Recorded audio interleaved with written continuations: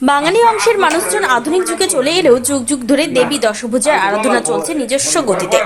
দেবী দুর্গার আরাধনা মানেই ঢাক, আর ঢাক ছাড়া যেন দুর্গাপূজা ফিকে। তবে বলতে দ্বিধা নেই, এই সময়ের মধ্যে বাকি আর 5টা ক্ষেত্রের মতো দুর্গাপুজোর আয়োজন থেকে শুরু করে বিভিন্ন ধর্মীয় আয়োজনেও ব্যাপকভাবে আধুনিকতার সংযোজন পরিলক্ষিত হচ্ছে। কিন্তু আধুনিক যুগের সঙ্গে তাল মিলিয়ে সবকিছু বদলালেও বদলায়নি ঢাকের কদর। একটা সময় দুর্গাপুজোর আয়োজন থেকে শুরু করে ধর্মীয় বিভিন্ন আয়োজনে ঢাক ছিল অত্যন্ত আবশ্যক। বর্তমানেও ঠিক তাই।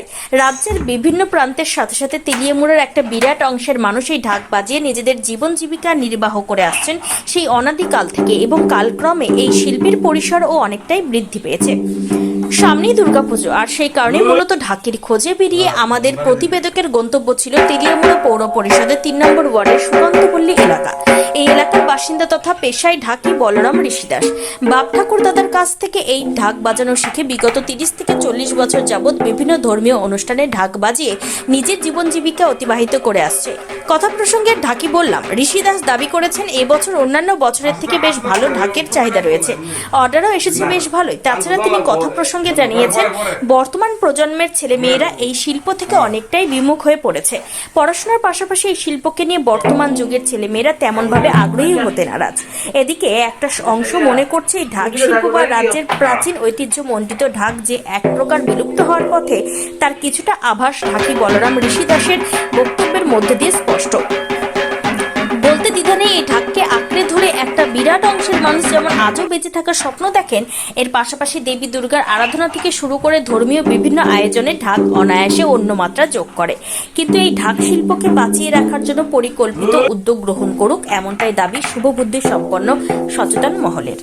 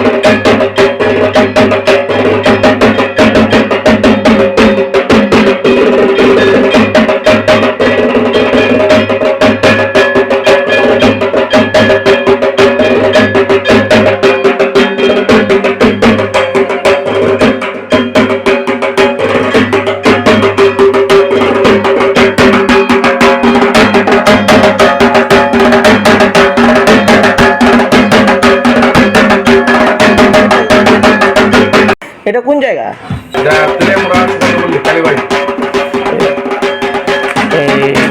আপনার নাম? আমার নাম মিটন দাস। কত বছর ধরে আপনারা এই ঢাকের ইয়া করতেছেন? এটা আমার বাবু মানে দাদু তারা আমল থেকে মানে আমার গান বাজনা নিয়ে মানে আছে। গান বাজনা আমার ব্যবসা, মূল ব্যবসা। এই আপনাদের এই ঢাকের উপরেই ঢাকের বিজনেস মানে ব্যবসার উপরেই কি আপনারা মানে সংসার চলে নাকি? আমরা মানে এখন ঢাকগুলোকে আমরা পেশাগত ভাবে রেখেছি, কারণ এখনকার যুগে মানে পড়াশোনা মানে করেও মানে হয়ও কিন্তু সেরকম মানে সুযোগ সুবিধা পাইতেছে, সেই জন্য মানে বাংলাদেশ যে মানে ব্যবসা আছে ওইটা নিয়েই মানে আমরা এখন ব্যক্তিগত পেশা বানিয়ে নিয়েছি। আপনাদের এই বছর কিরকম ঢাকের চাহিদা আছে? মানুষের দিন দিন মানে চাহিদা বাড়ে, সব কিছুর চাহিদা বাড়ে, কিন্তু বিগত মানে বছর যাবো ঢাকুরের চাহিদা দিনে দিন কম আছে। ঢাকুরের চাহিদা মানে সেরকম মানে নাই। আর প্লাস যারা মানে বাদ্যযন্ত্রের সঙ্গে জড়িত তারা মানে দিনে দিন খুব অসহায় হয়ে পড়তেছে, কারণ এখন দিনে বিভিন্ন ধরনের ডিজে, বিভিন্ন ধরনের বক্স দিয়ে মানে তারা মানে পূজা পাঠের মধ্যে এগুলো আছে, যার লেগে মানে ঢাকের চাহিদা খুব কম। আপনার কি মানে অন্যান্য বছর তো মানে যে ধরনের আপনার ঢাকের যে বায়না পান বা যে টাকা পান মানে এখন কি মানে তুলনামূলক কি কম পেয়েছেন নাকি? হ্যাঁ হ্যাঁ, অনেক অনেক কম।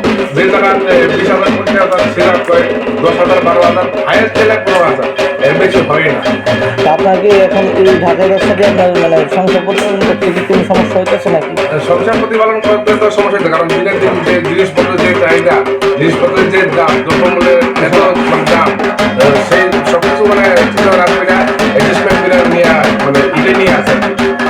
তো কি চাই মানে কি চাইবেন সরকারের কাছে কোনো আপনাদের কোনো দাবি থাকবে কি আর আপনাদের এই ঢাকে সরকারের কাছে একটাই রিকোয়েস্ট থাকবো যে যেমন মানে গান বাজনা শিল্পী মহলে যারা আছে, আগরতলার মধ্যে যে বড় বড় শিল্পী মহলরা যারা আছে, মানে শিল্পীরা যেরকম একটা সংগঠন আছে যে তদ্রুপ সেই মানে ঢাকের মানে ঢাকিরার লিগা একটা সংগঠন একটা বানানো হোক, ঢাকিরার একটা সংস্থা বানানো হোক, যাতে মানে ঢাকিরাও যাতে মানে কোনো মানে সুযোগ সুবিধা যাতে পাইতে পারে, তারাও যাতে মানে যখন কাজকর্ম না পায়, তারা যাতে কোনো একটা আর্থিক একটা সাহায্য সরকার থেকে পায়, ওইটা নিয়ে যাতে সংসার প্রতিপালন করতে পারে।